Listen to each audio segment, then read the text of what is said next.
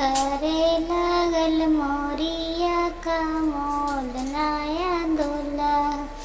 करे लागल मोरिया का मोल नया दूल्हा।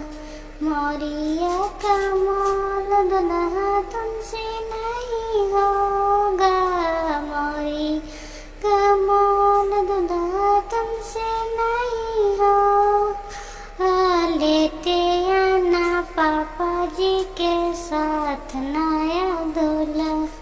लेते आना पापा जी के साथ नया दूल्हा।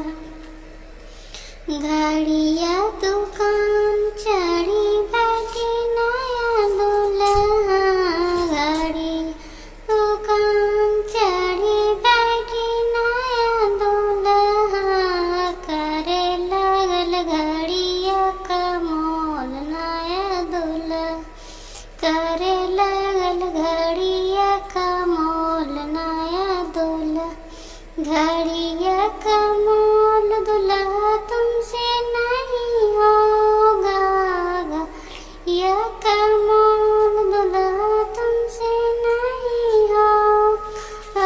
लेते आना चाचा जी के साथ नया दूल्हा।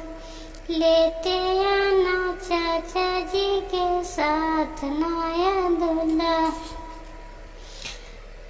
सोनारा दुकान चढ़ी बैठी नया दूल्हा। सोनारा दुकान चढ़ी बैठी नया दूल्हा। करे लागल चेनावा का मोल नया दूल्हा। करे लागल चेनावा का मोल नया दूल्हा। चेनावा का मोल दूल्हा तुमसे नहीं होगा। लेते आना जीजा जी के साथ नया दूल्हा। लेते आना जीजा जी के साथ नया दूल्हा।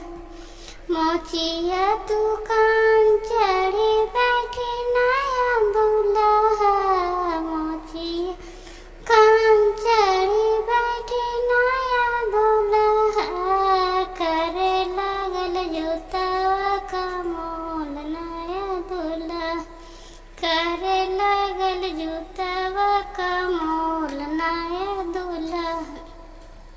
जूतावा का मोल दूल्हा तुमसे नहीं होगा।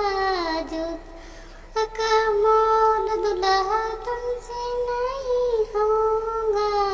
लेते आना भैया जी के साथ नया दूल्हा। लेते आना भैया जी के साथ नया दूल्हा।